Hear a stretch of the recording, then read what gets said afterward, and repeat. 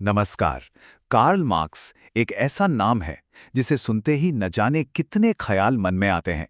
लेकिन उनका जो सबसे असरदार सिद्धांत है, वर्ग संघर्ष का, उसे अक्सर या तो पूरी तरह समझा नहीं जाता या फिर गलत समझ लिया जाता है।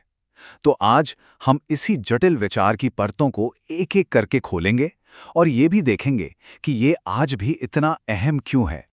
इस सफर में हम 5 कदम चलेंगे। सबसे पहले हम ये समझेंगे कि मार्क्स के लिए इतिहास का मतलब ही वर्ग संघर्ष कैसे है। फिर पूंजीवाद के अंदर के खास संघर्ष को देखेंगे। उसके बाद एक श्रमिक के अलगाव या एलिनेशन के दर्द को महसूस करेंगे। फिर जानेंगे मार्क्स का क्रांतिकारी समाधान क्या था। और आखिर में इस बात पर बात करेंगे कि उनकी ये विरासत आज हमारे लिए कितनी मायने रखती है। तो चलिए शुरू करते हैं इसकी सबसे बुनियादी बात से। ये पूरा सिद्धांत असल में एक बहुत ही मजबूत विचार पर टिका हुआ है। मार्क्स और एंगल्स ने अपने कम्युनिस्ट मैनिफेस्टो में एक बहुत मशहूर बात लिखी। अब तक के सभी समाजों का इतिहास असल में वर्ग संघर्ष का इतिहास रहा है। उनके लिए इतिहास को आगे बढ़ाने वाली ताकत कोई राजा महाराजा या बड़ी बड़ी लड़ाइयां नहीं थीं, बल्कि समाज के अलग अलग वर्गों के बीच का टकराव था। मतलब मालिकों और काम करने वालों के बीच का एक लगातार चलने वाला तनाव। तो ये वर्ग संघर्ष आखिर है क्या? देखिए, इसका मतलब बिल्कुल साफ है। जिनके पास उत्पादन के साधन हैं, मतलब फैक्ट्री, जमीन, पैसा, और जो लोग सिर्फ अपना श्रम, अपनी मेहनत बेच सकते हैं, उनके हितों में एक बुनियादी टकराव है। एक पक्ष चाहता है कि मुनाफा ज़्यादा से ज़्यादा हो और दूसरा पक्ष चाहता है कि उसे बेहतर तनख्वाह और काम करने के अच्छे हालात मिले। मार्क्स के मुताबिक यही वो असली खिंचाव है जो पूरे समाज को शक्ल देता है। तो ठीक है, ये संघर्ष तो इतिहास के हर दौर में मौजूद था, लेकिन मार्क्स का फोकस, उनका जो मुख्य विश्लेषण था, वो था अपने वक्त के सिस्टम पर, यानी पूंजीवाद। इस सिस्टम के आप कह सकते हैं दो मुख्य किरदार हैं।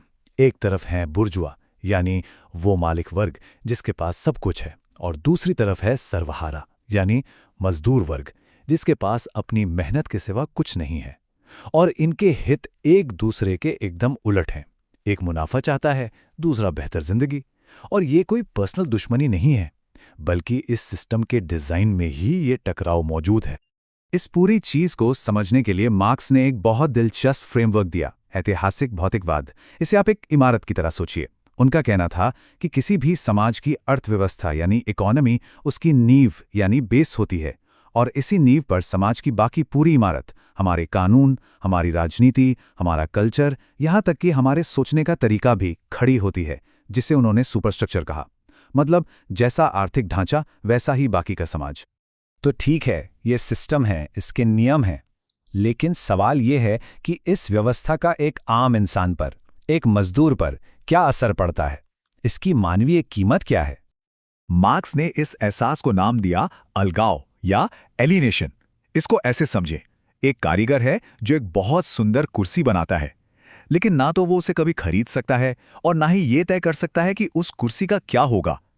धीरे धीरे वो अपनी बनाई हुई चीज से, अपने काम करने के तरीके से और यहां तक कि अपने साथ काम करने वालों से भी कटा हुआ महसूस करने लगता है। ये सिर्फ एक उदासी नहीं है, बल्कि एक गहरी बेबसी और शक्तिहीनता की हालत है। तो सवाल उठता है कि अगर सिस्टम में इतना तनाव है तो ये चलता कैसे रहता है? मार्क्स के मुताबिक इसका जवाब है राज्य या स्टेट।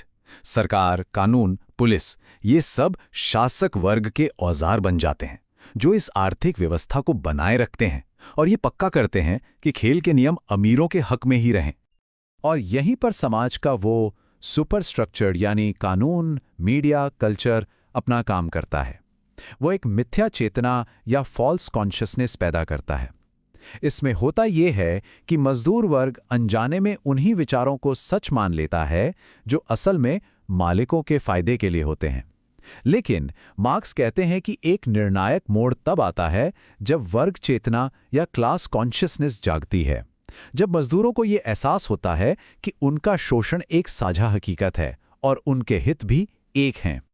और जब ये जागरूकता बढ़ती है तो ये सीधे उस नतीजे की ओर ले जाती है जिसे मार्क्स ने इस शोषण को खत्म करने का एकमात्र रास्ता माना था। देखिए, मार्क्स के लिए इतिहास एक सीधी रेखा पर आगे बढ़ता है, अलग अलग पड़ावों से गुजरते हुए। उनकी नज़र में हर सिस्टम अपने अंदर ही अपनी तबाही के बीज लेकर पैदा होता है। जैसे सामंतवाद के टकराव से पूंजीवाद पैदा हुआ, वैसे ही मार्क्स का मानना था कि पूंजीवाद का टकराव एक क्रांति को जन्म देगा, और वो क्रांति पहले समाजवाद और फिर आखिर में एक ऐसे समाज की ओर ले जाएगी जहां कोई वर्ग ही नहीं होगा, यानी साम्यवाद। और इस क्रांति के लक्ष्य कोई छोटे-मोटे सुधार करना नहीं थे, बल्कि पूरे सिस्टम को जड़ से बदलना था। इसका मकसद था बुर्जुआ वर्ग को सत्ता से हटाना, निजी संपत्ति की अवधारणा को खत्म करना, संसाधनों को समाज में फिर से बांटना और आखिरकार एक ऐसे समाज की नींव रखना जहां कोई मालिक या मजदूर ना हो।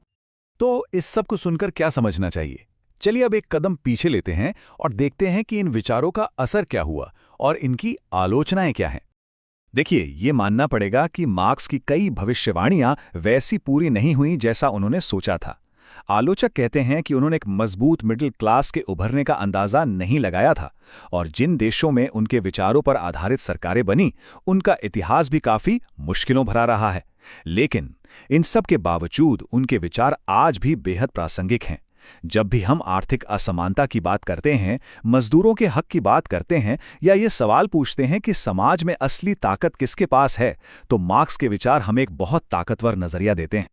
और यहीं पर हम एक आखिरी लेकिन बहुत जरूरी सवाल पर आकर रुकते हैं। आज की दुनिया में जहां अमीर और गरीब के बीच की खाई लगातार बढ़ रही है, वर्ग, ताकत और मेहनत को लेकर मार्क्स ने जो सवाल उठाए थे, क्या वो आज पहले से भी ज्यादा जोर से नहीं गूंज रहे? भले ही कोई उनके दिए समाधानों से सहमत हो या ना हो, लेकिन उनके सवाल आज भी हमारे सामने खड़े हैं, और यही उनकी वो विरासत है जिस पर सोचना बहुत जरूरी है।